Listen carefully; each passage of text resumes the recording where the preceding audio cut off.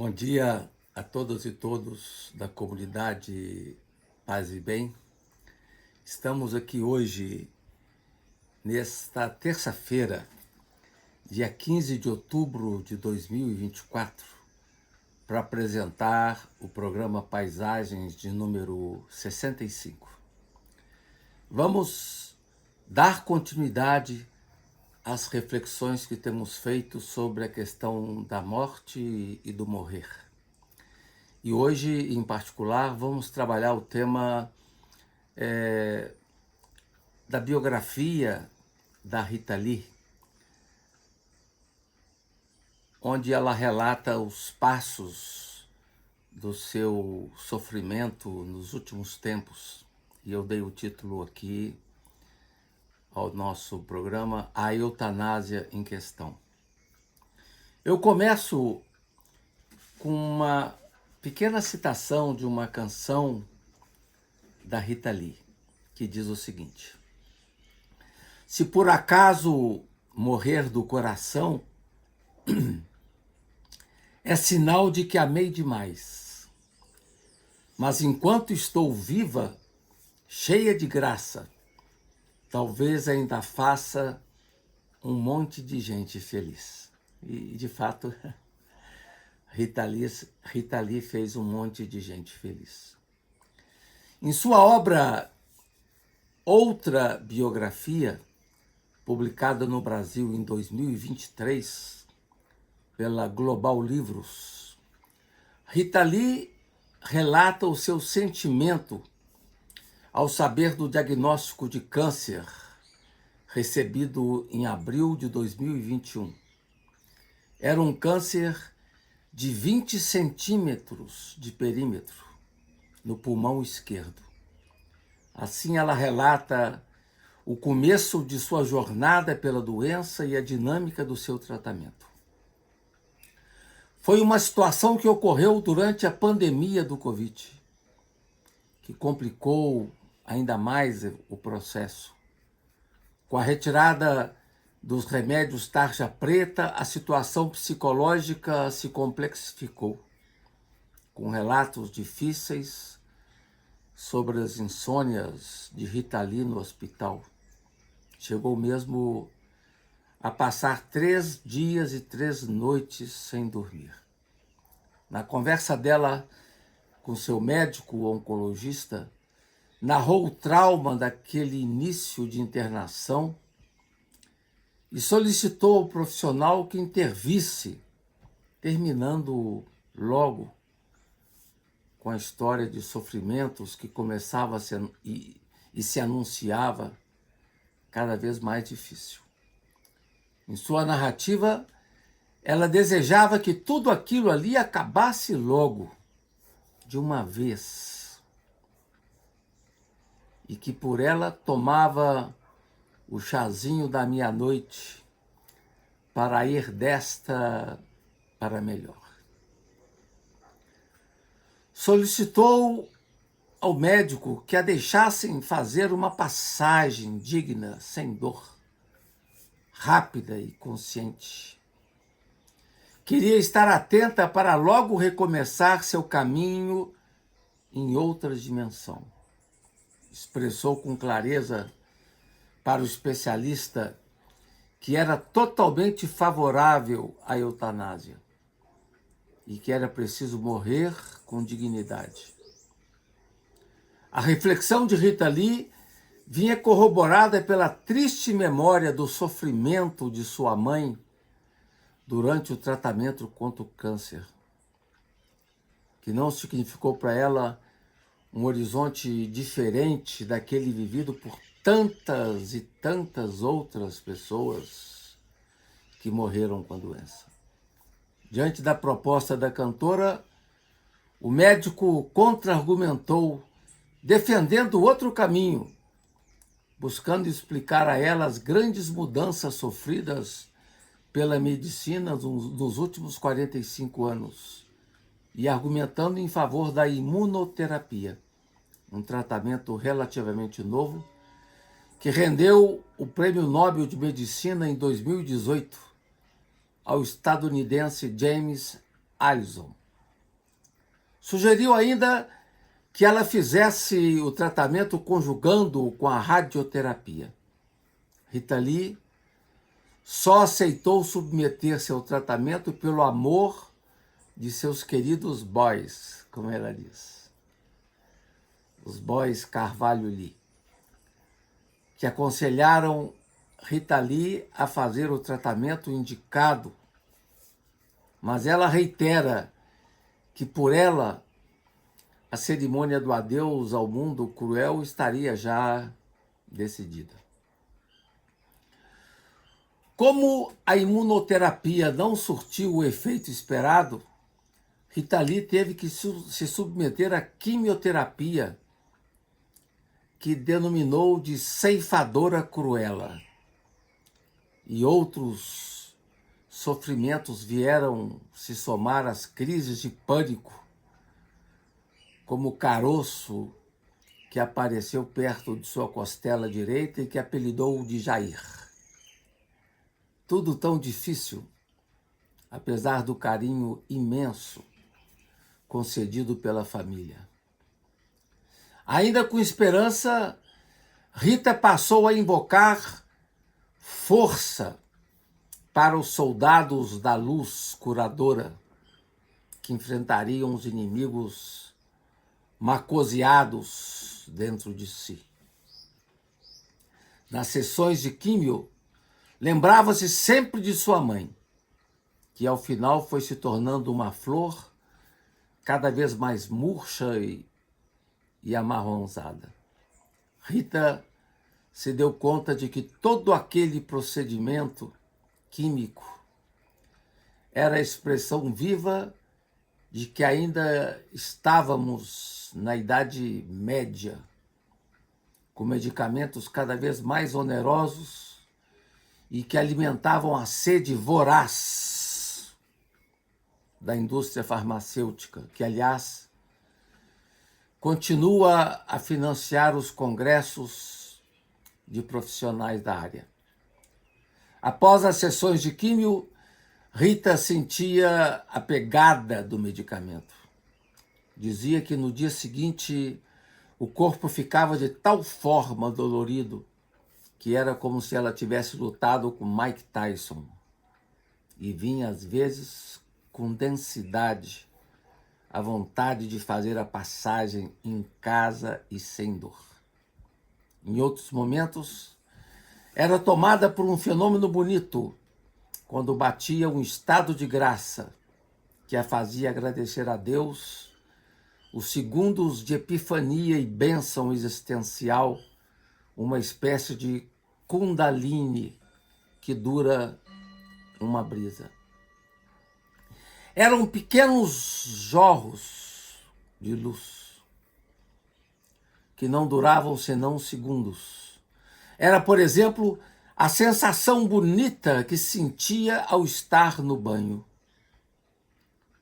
Ao estar no banho sob o chuveiro, podendo agradecer ao plano divino por estar naquele lugar que a fazia lembrar uma generosa cachoeira.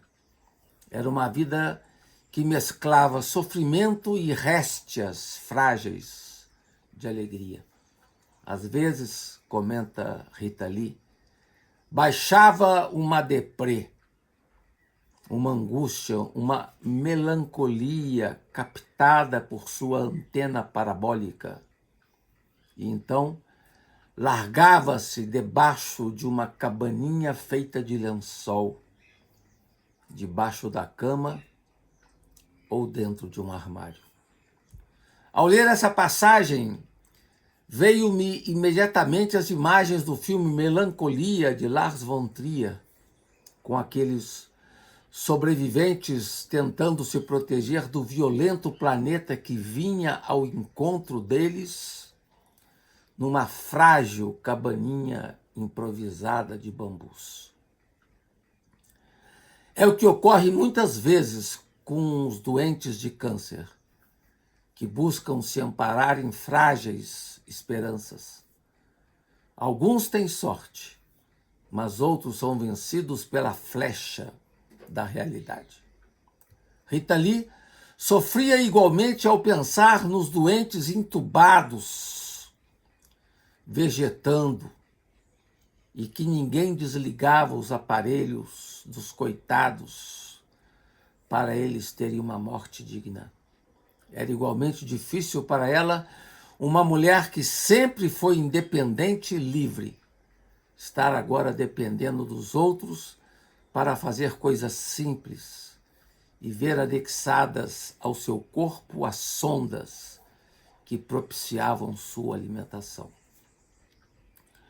O que a mantinha firme no desejo de continuar viva era estar diante da beleza do amor dos seus queridos que a acompanhavam, apesar dos seus 38 quilos. E certo dia, escreveu na porta de um banheiro do hospital: "Foda-se, o que vier eu traço".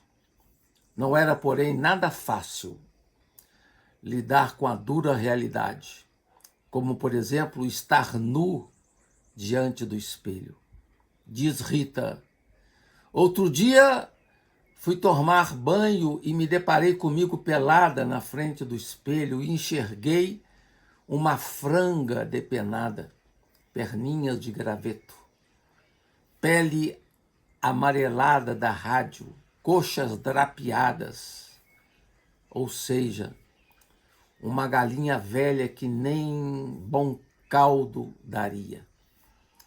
Há cenas muito duras no livro, quando, por exemplo, Rita Lee descreve as coisas que saíram de seu organismo durante seu tratamento. Ela menciona um impressionante episódio que ocorreu com ela, quando viu sair de seu corpo uma tripa cor de carne crua, de cerca 10 centímetros. Pensou até em fotografar a coisa estranha, mas acabou logo jogando aquilo no vaso e deu descarga. E como era difícil lidar com xixi com cheiro de Chernobyl.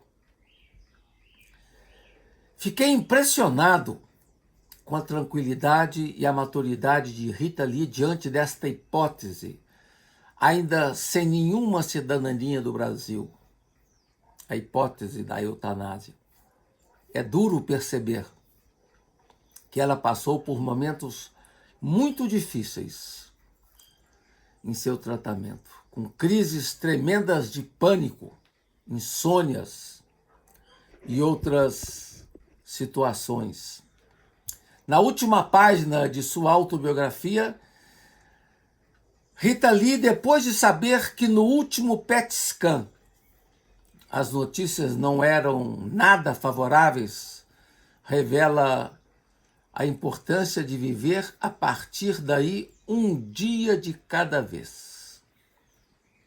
Tudo ao seu redor foi se acalmando, até seus bichinhos mais queridos. E na última frase revela: tudo bem. Quando eu morrer, não levo nenhum abajur, só o amor dos bichos. Na linda entrevista concedida por Roberto de Carvalho no Fantástico, no dia 14 de maio de 2023, ele revelou para Renata Ceribelli que, em verdade, Rita não queria partir, pois amava muito a vida. Ela tinha consciência clara de que sua outra autobiografia era mesmo seu último ato. Roberto, em momento singular da entrevista, narra que os momentos finais da cantora foram de grande leveza, calma e doçura. Já consciente da gravidade de sua situação, foi se apagando levemente, como a luz da vela, sem perder o brilho. Seu grande amor revelou que ela, ao final, parecia uma criancinha, um passarinho, que foi sossegando até partir em paz. Ainda sobre esse complexo tema da eutanásia, gosto de mencionar um livro em particular